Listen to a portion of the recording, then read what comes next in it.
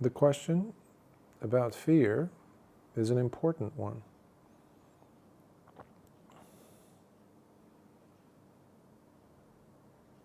Somehow we tend to think that the fear that we used to experience as children while entering a dark room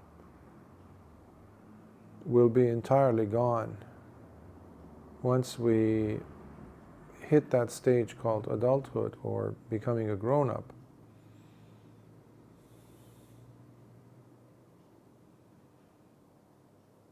The fear towards the dark room might be completely tossed aside, the dark room itself, that situation.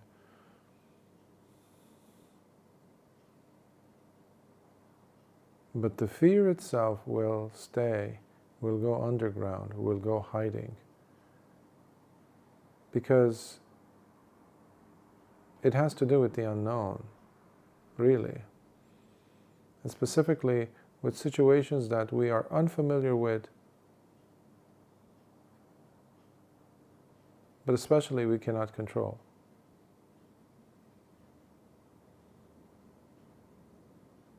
For this reason, it is essential that from a young age we are treated to fear.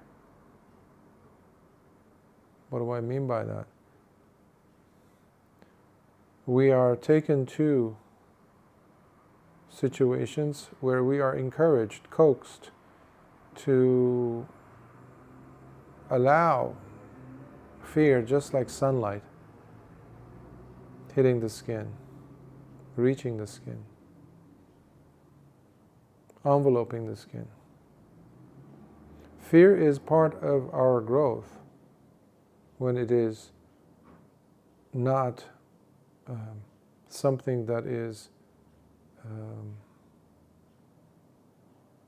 created in a convoluted manner, destructively, etc., by unwholesome intentions. That's not what I'm talking about. But as far as a child is concerned, you could be, let's say, a parent, a mother holding her baby in the water or close to the edge of the water while she's in the water, and the baby is invited to come and jump towards her in the water. She's there, she's fully there, she's standing on the ground at the bottom of the pool, her feet, and she's standing above the water so she can, but the baby is very afraid. That is also fear. That's the kind of fear I'm talking about, which is essential because it builds the very muscles, in a way, the internal energetic muscles that we need to expand our awareness and to allow understanding to creep out, to come out of that fearful situation, which is the whole point of fear. When we have that, eventually, when real life situations happen, etc., now you have a better appreciation for fear, better approach to understanding fear. And no, you're not running away behind, behind mommy or daddy or some other thing that you substituted them with. Many a time people, as grown-ups, hide behind something that they've achieved. Maybe a physical body, that they are strong, or they're able to defend themselves physically, or they are now living in a very big mansion, protected by guards, or having a specific status that is, protecting them from undesirable crowds, all these things, or being a leader of a country, running a whole, army at your disposal. You just say something and they do it. That gives you the semblance that you are past beyond the fear point. Meanwhile, you're terrified. Such a person will not know what to do when you when you find them alone on the street or in an alley, dark alley, they don't know what to do when they don't have their support system around them. That means the person has missed many learning opportunities to understand and develop a capacity to appreciate fear and grow from it, through it. Now, in the case of meditation, this also happens. This is a stumbling block for many people. And what we do is, what everyone does with fear, which, by the way, is an unpleasant feeling. When you look at it through the eyes of Vedananupassana, the contemplation, the meditation, while using feelings, you start seeing that feeling itself of fear makes you uneasy, makes you, tight, tense. The heart rate races. There's the flight or fight or freeze in this case. More devastating. Trauma patients know everything about that. Or anyone who has gone through some very difficult events in their lives. Difficult to bear, where there's a psychosis that happens in a sense. The mind shuts down. Well, where does that go? That rape victim, that child who was beaten,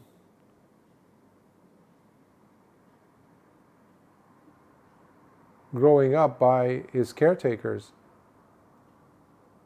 Now he's no longer a child, so he can probably beat others. And usually that's what bullies are.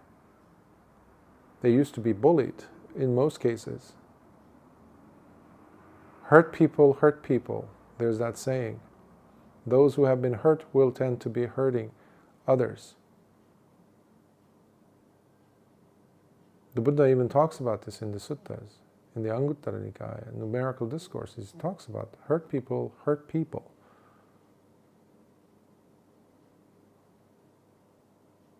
So fear causes us to do all these things, drives us because we are trying to go about getting rid of it, within parentheses or underlined, underscored, rather than understanding.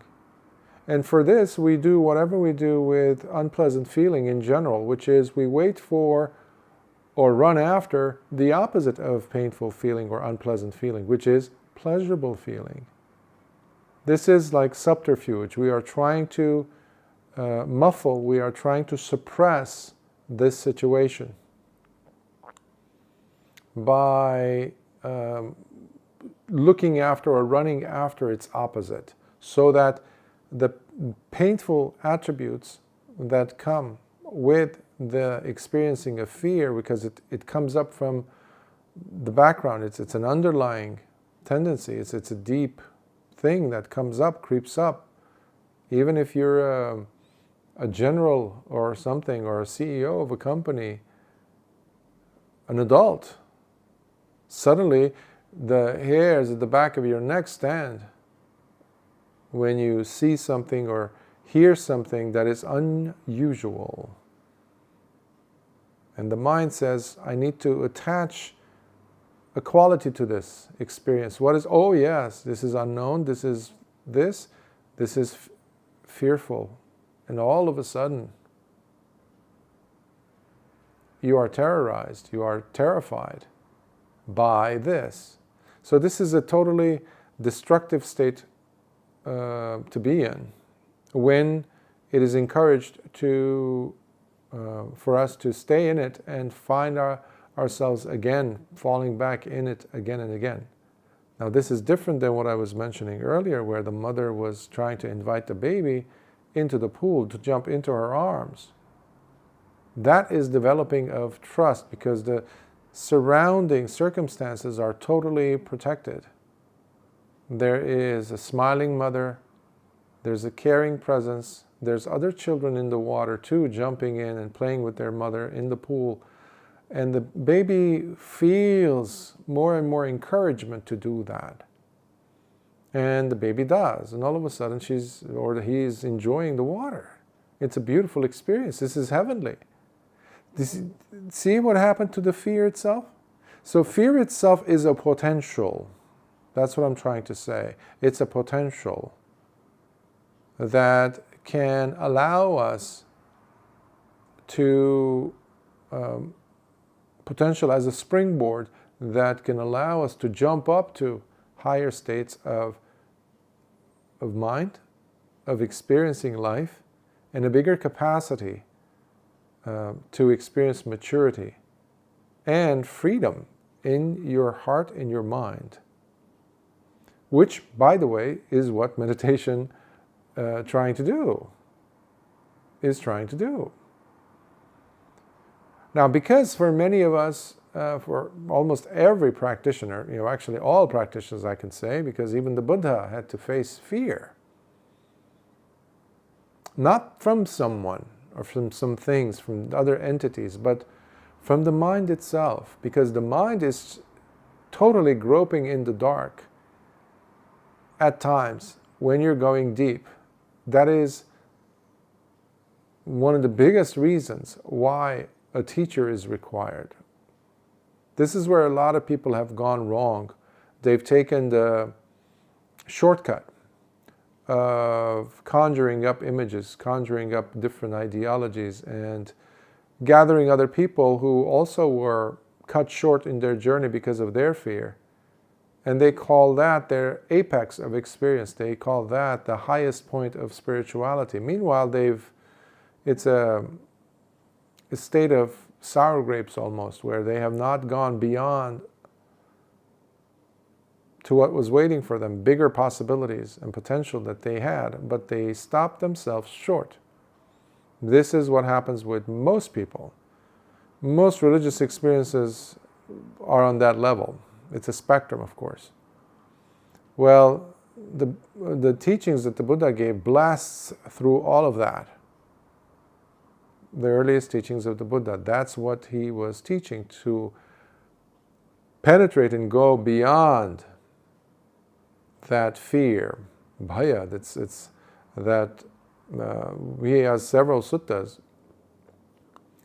Bhaya Bhairava Sutta comes to mind, where he's talking about going into the forest in solitude, secluding yourself in the wilderness area, and to meditate there. Of course, in many places in the suttas, discourses, the Buddha does not encourage certain bhikkhus to do that, certain monks to do that, because he sees that they are not ready. That person might actually have a psychosis. Okay? Nevertheless, he describes how when he was there, when there are these thoughts that come up, because you're surrounded by different elements, different things, like animals. He describes when a bird starts moving, or a peacock. A peacock, when a peacock bird is walking on the forest floor, and they don't necessarily only walk during daytime. Or a bird, or an owl. The mind immediately goes into the most terrifying image. Meanwhile, when you look at a peacock, it's a beautiful animal. Turquoise colors. And it has a very interesting call. That can also happen in the middle of the night while you're sitting there in meditation, and the peacock is not going to come and ask for your permission to come close to you, to walk close to you. As it's stepping on dry grass, that can be terrifying for a person who's sitting there with their eyes closed in the middle of the jungle, because you're anticipating the worst. So all these things are fears. Now this is where you turn the table on fear, by looking at what is happening to the mind. Looking at what is happening to the mind. And here you can do a before and after, by looking at how the mind was, how you were feeling. You might have been in a deep state of calm, right before you allowed that thought to interfere, to come in, that sign, that image, that memory, and you gave it breath of life. You allowed it to be. You didn't just push it aside. You didn't ignore it. You didn't avoid it. You didn't abandon that thought. You gave it some attention. And all of a sudden, that calm that the mind was feeling is no more there. How do you know this? How would you be able to see this? By allowing the mind to relax momentarily and just look and ask, if you need to, was I always experiencing fear today or just now? No, there was a beautiful moment. Ah, what happened? This is when you're doing, actually, satipatthana. In this case, you're doing both cittanupassana and dhammanupassana. But to be able to see that there is fear, that is you doing vedananupassana. To be able to feel the tension in the body, that is you doing kayanupassana, the body contemplation. So how are you doing this with sati? You're doing this with sati and sampajanya. There is wise attention present, alertness, awareness present, which is the key. Which, by the way, is the opposite of what we do when we encounter fear. We drop the ball, as the saying goes, and run. We run. We avoid dealing with it. Either run into images, memories, turn on the lights, start talking to ourselves. I remember when I was a kid going into a dark room, or I would start singing, or I would start talking to myself, saying, as if giving me the impression that there's other people in the room. Strategies that would work at the time. But did I really deal with the fear? No. I just pushed it aside. So you're working with the mind when you're meditating. You're working with your life stream, in fact. You're working with what's really underneath, what's really holding you in misery. And one of the best ways to keep you in misery is to maintain that state of fear, whether external or internal. The most devastating is the one that is internal.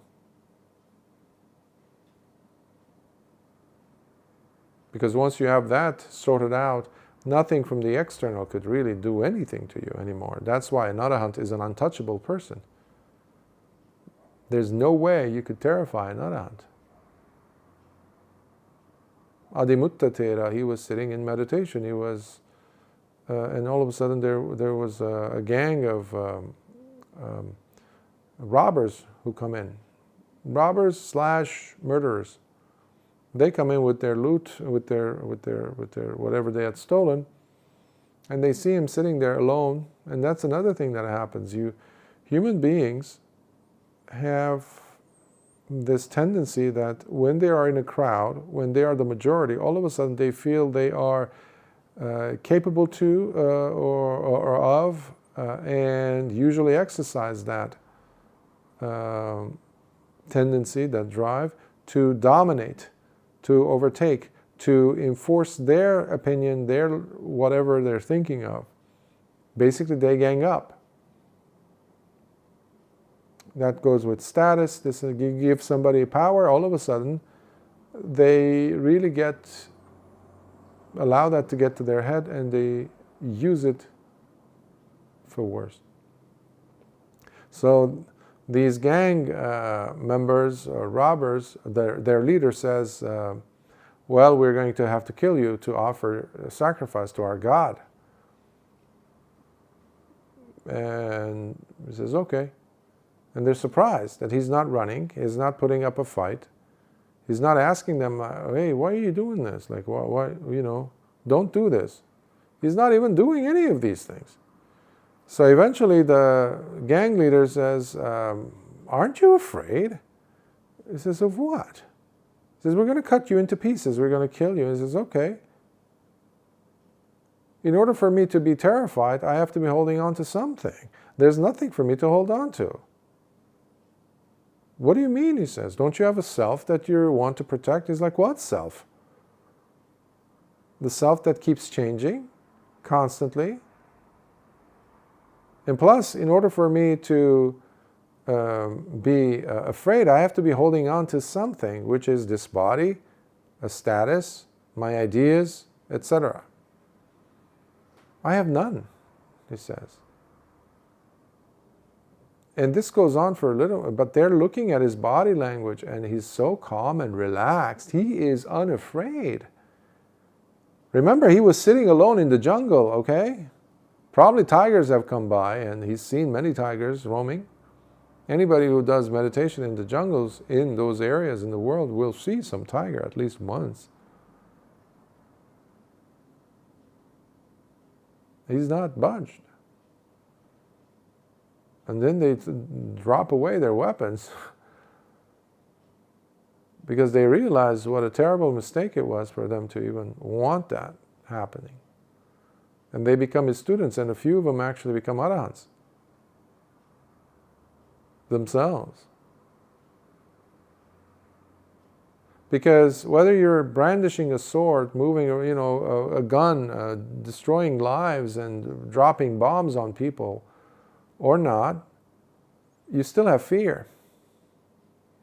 In fact, those people who use those terrible weapons, even whether it's a knife to kill someone or it's a bomb, a terrible bomb to destroy entire countries, they are terribly afraid. They are weaklings. They have no idea what it means to be shot at. They have no idea what it means to have their loved ones be shot at. Now they're talking about sending soldiers, kids, to, from European countries to other, countries to go and fight. Do they understand what they're saying? They're saying, I'm sending people to their death. I'm sending people to cause death. I'm sending people to bleed and to cause bleeding. I'm sending people to become more terrified and for the rest of their lives. Because I have the power, I am doing this. Not just European countries. You're seeing this in the United States and in the South, Central America. It's like, hold on. Why don't we send your loved ones there first? Without any weapons, okay? Throw them in there in the middle of the area that you plan on bombing. They won't do that. They won't even, if that's the only option, they will cancel on the whole war agenda. Because these people are also terrified. They have fear. It's all a charade. It's all a facade that they are safe and they're powerful. There's no power there. Power lies in the ability to see fear for what it is. So you don't wait for fear to go away. This is key. This is very important to understand. Because just like when you were a child, you pushed fear away, okay, it came up, it never went away. When the opportunity arose, it's always there. So what do? You look for that moment where it starts. What starts? Fear doesn't just start like that from scratch. You have to have food for fear. What is that? The images. We call them sannyas, perceptions. Or nimittas, images, or signs and features, things, attributes of the situation, of the thing, of the person. And then something happens in you. And then because of your old previous ways of thinking, you let go of your ability to rationally look at the situation. Now, of course, if you are in a very, you're on the front line of, there's shooting going on, or you're handling a situation, or driving a fast car or something like that, you have to be alert, protective. So fear in that sense protects you. Even like that child. The fear was protecting that child at the edge of the pool. But the other factors are overwhelmingly stating to the child that it's okay, we got you, we're protecting you. So the first trigger point, the trigger of the image is key. How will you know this? How will you see this? This is why you have to accelerate your sati. Your mindfulness has to be sharper and sharper to the point where you see the arising of an image, arising of a sensation, arising of a memory, a perception, call it.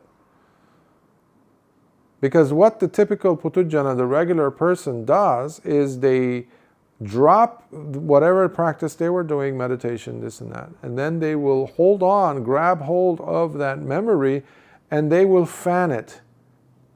They will make it become a blaze. If it was a tiny little spark, ember, or something that they made some fire with a little bit of pieces of wood and paper or cotton in the woods, when you would make fire, in nature. Now you're fanning it to make it bigger. So it's going to become a blaze. That's what full-on fear is, because it has gone out of control. Okay? Again, I'm talking about the ones that are internally generated, when they don't have outside factors. So that meditator who's sitting there imagining there to be a tiger, imagining that the lightning is going to come and hit him sitting in the middle of the jungle, that is internally generated. Or this huge rock over there, a mile up on the cliff top, is going to come down and crush me. Or I'm sitting in a cave and there's going to be tigers and cobras all coming in like a congregation and trying to take turns in biting me and killing me. So when these thoughts come up, the Buddha said this in the Bhaya Bhairava Sutta. He says, I said, okay, when it happens, I'll be here. When it happens, I'll be here. And then I'll have to deal with it when it happens. But now, so long as it has not happened, why am I doing what my imaginary enemies could be doing? My imaginary enemies that don't exist. I've created these entities in my mind, and now I'm terrified from the possibility that they might do this. Well, they doesn't exist. They. The situation hasn't happened. So already you're pulling the rug from under that old way of thinking, because it's the same child still in you who's afraid. Now you're an adult sitting there to meditate in your room on your cushion, but there's that fear. So breathe. Look around you. Open your eyes, it's okay. Look around you. Did you lock the door? Okay. Are you living in the middle of a war zone? No. Okay, that's good. Is anyone crawling in, climbing in through your windows? No. Are the walls collapsing? No. Are there any vicious animals around you that could kill you? No. Any scorpions, any cobras, any black mambas, any green mamba, anything? No? Okay. Breathe. If you need, take a sip of water, and then work on relaxing the gut, your tummy, your legs, your fists, your hands, and slowly scan the body, bottom up, top to bottom. Maybe you have some tension in your throat, in between your eyebrows, your jaw, your teeth, your tongue especially. Relax, breathe, and then smile to yourself. You can even say, I am safe. I am safe. For my doctorate, I had devised a what we call in psychology and therapy, intervention, a technique, if you will. And that is what I did my dissertation on. It's called mindful grounding, which is a very basic series of steps that you could do just to yourself. But you use the body while you're applying mindfulness to settle it into the body. And when you do that, it grounds you within the present moment, where fear has no choice but to evaporate. It's instantaneous. Because what I didn't mention yet is, when you're looking at that moment, okay, and let's say you slipped and you couldn't catch hold of that sign, that memory. Now you have fear. This is where a lot of people are.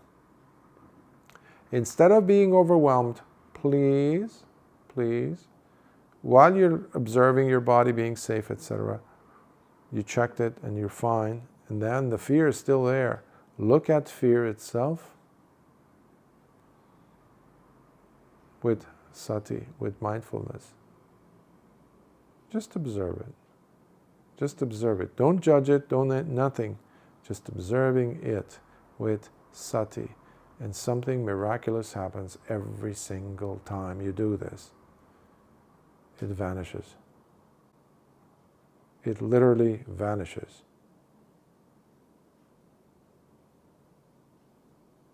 It was there a moment ago, but it was there because you were not looking at it. This is what a lot of us do not believe, because we do not try to do this, not even once. We believe in this make-up stuff called fear, rather than living in the moment of realizing, giving the potential for us to see that fear doesn't exist. So long as these outside factors contribute to our understanding that there's nothing like that happening. Okay, there's no lion in the room that's coming at you. Okay, but it feels like I am going to be eaten by a lion. So there's no lion. Okay, I have to check. Because sati is not there. Your mindfulness doesn't exist. So this is key.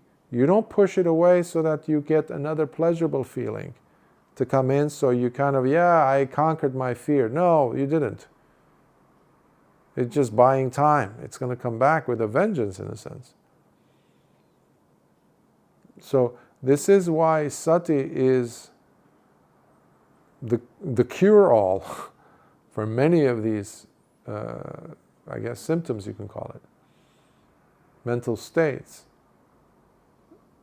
So observe it with sati, do not be afraid, but check in with the body so you don't engage, because what other people do, what many of us do other times rather, is we engage in a fight with the fear. We come up with some rational thinking and this and that. Now you are really in a different kind of a blaze.